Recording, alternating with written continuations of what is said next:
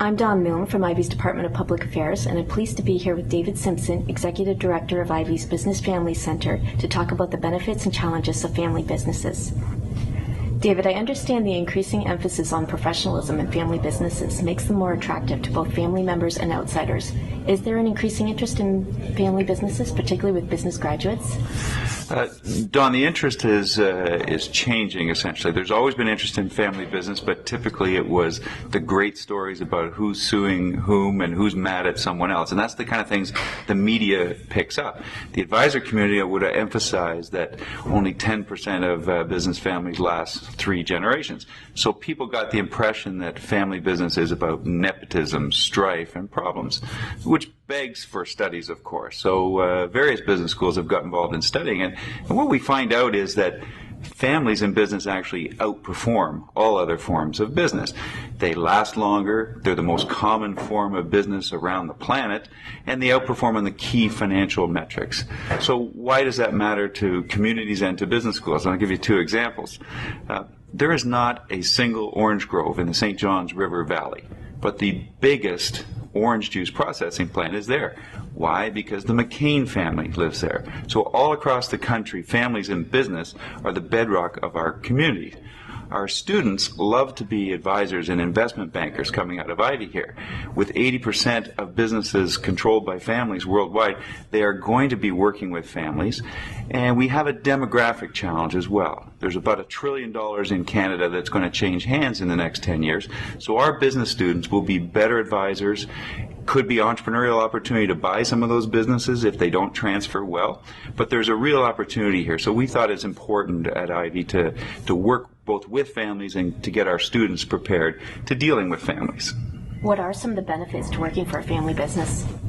Well, we often remind people that when you rent a car, you don't often wash it and wax it when you take it back. So if you're a family member joining your own family business, you have that extra pride for that car, so to speak. So there's a stewardship of values and a business proposition that some entrepreneurial founder started. The other good thing I like to remind people of, because they outlast and outperform, there is a greater career opportunity from both a family member and for students who are looking to join a family business, because family CEOs tend to have longer lasting tenureship and put a lot of emphasis on progressing the next generation.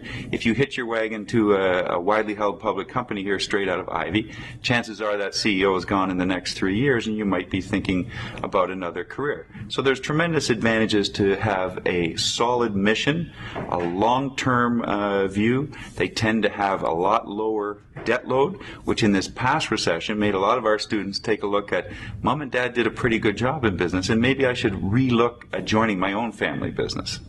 What are some of the challenges, particularly with issues such as succession?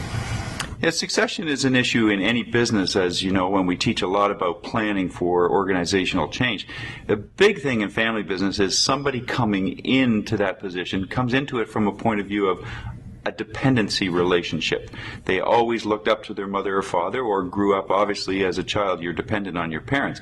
And that's hard to make the next step to say, I'm going to be the leader of the business. One father that I talked to talked about hiring his daughter in family business, and he said he chose not to hire his daughter. And he said 2 key reasons. One is, I didn't want all the employees to think she was hired because of her last name, but most importantly, I didn't want her to think she was hired because of her last name. So one of the problems in succession is a sense of self-worth for your kids. How do you build a meritocracy into a business, because the business has to perform, but how do you give self-worth to your kids at the same time giving them a good opportunity? The common thing today also is intergenerational values have somewhat changed, particularly with an owner-founder who likes to work till they're 80, 90 years old, because that's their baby in some ways, the family business. Trying to pass the baton to the next generation who is now 60 and is looking for a more balanced life or philanthropy and those kind of things. That's where we get a lot of clashes in family business, that passing the baton to a generation that frankly doesn't want the hassle of the business. So we have to look at ways to help people through that transition. I know you have an upcoming session on family businesses. Can you tell us what we'll learn? Yeah, annually I bring families here to the Spencer Conference Center, often called a retreat. We like to call it an advance. And it's called Leading Family Firms. And that's a two-edged title because I like to talk about what makes really successful business families. So the leading family firms like Cargill, IKEA, people that we look up to. But most importantly, they get out of their business and they come together as a family, sit and go through a bunch of cases. We have a video case series called Roadmap.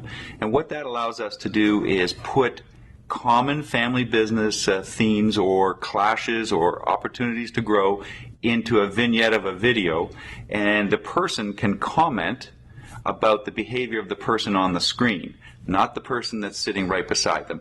While we all know they are talking about the dynamics of their family, it's a really good way to get people to open up and talk, because families often are challenged by not wanting to express some of their opinions.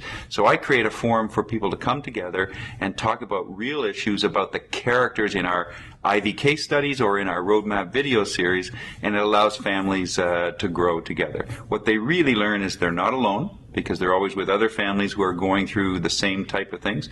And for the first time in their lives, they may have talked about the future as a family and try to connect the dots between what the next generation is interested in and what the founder legacy ideas are. And often they've never talked about that. So it's a unique opportunity. We do it once a year, with the next one coming up at the end of November.